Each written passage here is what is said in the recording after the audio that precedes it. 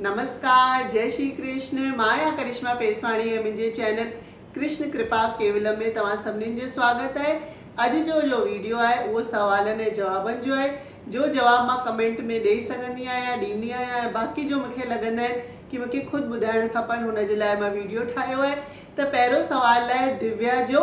दिव्या पुछियो है, दिव्या कल्याणी हिन जो नालो है। दिव्या पुछियो है त प्लीज़ दीदी मूंखे चंड खां अॻु ॻुझी देग जे बारे में ॿुधायो, ॻुझी देग जी रेसिपी ॿुधायो। त दिव्या, ॻुझी देग माना तैरी ही आहे, साॻी तैरी जीअं पाण चांवर, खंड, लौंग, फोटा, सौंफ विझी ठाहींदा आहियूं, हुनखे ॻुझी छो चइबो आहे उहो मां तव्हांखे अॼु करे ॾेखारियांव थी। ही ॾिसो देगड़ी, जीअं असां हिन में अगरि तैरी ठाही आहे त सभु कुझु हिन में विझिबो, पोइ हिनखे ॾिसबो न, अंदाज़े सां तव्हां सभु पाणी, खंड वग़ैरह विझो।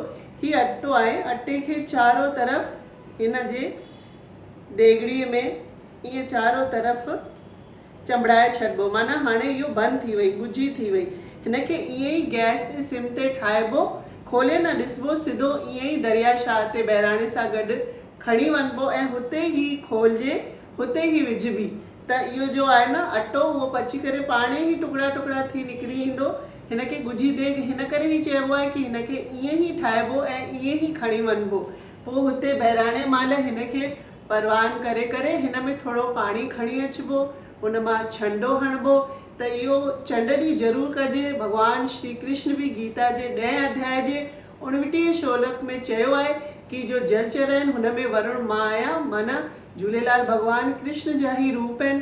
त असांखे इहो ज़रूरु खणी वञणु घुरिजे। ऐं ॿियो जो क्वेश्चन आहे उहो आहे नीलम जी जो। हाणे मां हुन जो आंसर ॿुधायां थी। नीलम जी मूंखां 2-3 दफ़ा पहिरियों बि ॿुधायो आहे, पुछियो आहे कि मूंखे थोड़ा वास्तु जा टिप्स ॾियो। त नीलम जी, अॼु जो वीडियो तव्हांजे लाइ आहे। ॾिसो, वास्तु पंहिंजे हथ में त कुझु न आहे। पहिरियों वरी बि पाण पंहिंजो घर ठाराईंदा हुआसीं। अॼुकल्ह त हर कोई मसवाड़ ते हुजे या पंहिंजो घर, हर कोई ठहियल ठुकियल अपार्टमेंट फ्लैट थो वठे।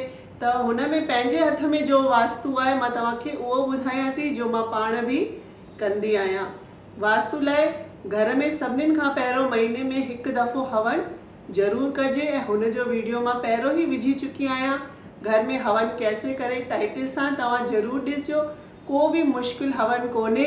हुन में जो सामग्री आहे, गांइ जो कंडो, घी, हू तव्हांखे आसानी सां किथे बि मिली सघे थी ऐं अॼुकल्ह त ऑनलाइन बि मिलनि थी उहे शयूं।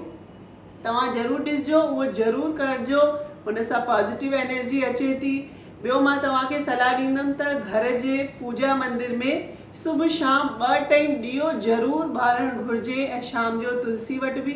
चवंदा आहिनि कि जो 2 टाइम भॻवान खे ॾींदो आहे दीपक, हुनखे भॻवान बि हमेशह ॾींदो रहंदो आहे। ऐं मां पंहिंजे पूजा घर में वास्तु में रखंदी आहियां शंख भॻवान जो, श्री कृष्ण भॻवान जी मुरली ऐं मोरपंख ऐं गंगा जल। ही 4 शयूं मां पूजा स्थान ते रखी छॾियूं आहिनि। चवंदा आहिनि हिन सां बि वास्तु शुभ थींदो आहे, घर में सकारात्मक प्रभाव पवंदो आहे। त तव्हां बि इहो करे ॾिसो। ऐं ॿी शयूं जो चवंदा आहिनि, तव्हांखे ख़बर ई हूंदो कि घर मां कूड़ो करकट या जो शयूं नथी यूज़ सजनि उहो फिटी करे छॾिजनि। ऐं हुन जे अलावा बि जो सुठी शयूं बि आहिनि ऐं तव्हां चङे टाइम सां यूज़ न कयूं आहिनि त हुनखे बि कढी छॾिजे। संग्रह न कजे। जो असांखे कमु नथो अचे हू ॿिए कंहिंखे कमु ईंदो त हुनखे अॻिते वधाए छॾिजे। त सिर्फ़ु टुटल फुटल शयूं ई न, जो पाण खे सुठी शयूं बि कमु नथियूं अचनि उहो बि ॾेई छॾिजे। उहो बि हिकु वास्तु में ई ईंदो आहे। ऐं हुन खां पोइ वास्तु में पाण छा करे सघूं था, डेली जा थोरा अहिड़ा शुभ कर्म करे सघूं था, हुन सां बि वास्तु में फ़र्क़ु पवंदो आहे। ऐं हफ़्ते में 1 दफ़ो मां घर में गऊमूत्र ऐं थुल्हो लूणु विझी करे पोछो लॻाईंदी आहियां, उहो बि चवंदा आहिनि सुठो आहे। ऐं जो कर्म चवां पई उहो रोज़ु गांइ खे, कुते खे कांग जी रोटी ज़रूरु कटिजे। सुबुह जो उथण सां ई पखियुनि खे अन्न ज़रूरु ॾिजे। इहो असांजे घर बि थींदो आहे।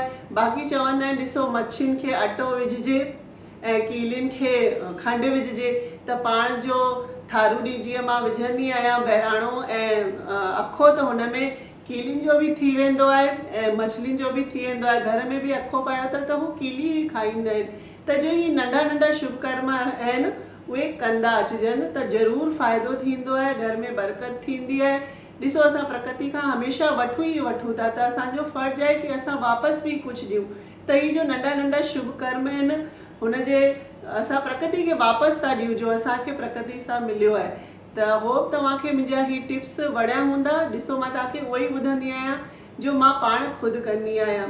त ही हो अॼु जो वीडियो। तव्हांखे कीअं लॻो मूंखे ज़रूरु कमेंट करे ॿुधाईंदा ऐं ॿियो छा था ॾिसणु चाहियो उहो बि ॿुधाईंदा त मां तव्हांजे लाइ बि वीडियो ठाहींदमि। ऐं अगरि तव्हां मुंहिंजे चैनल में पहिरीं दफ़ा आया आहियो त मां ॿुधाईंदसि कि ॿिया बि सिंधी ॾिण वार घणेई इंफॉर्मेशन जा ॿिया बि वीडियो मां अपलोड कया आहिनि, तव्हां ॾिसी सघो था।